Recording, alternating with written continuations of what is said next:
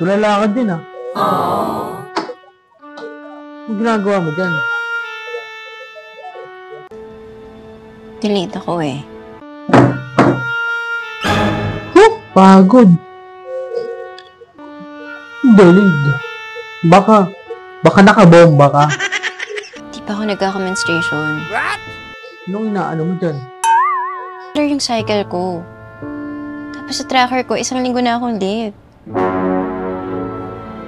Bundis yan. Mga ganyan bundis yan. Sir, Sige, bibili akong PT. ako na bibili. Ilan? 3 PT bilhin mo. Siya ang gusto ko. 3 ha? Oo na.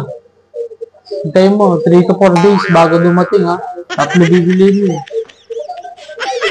Bahala ka dyan.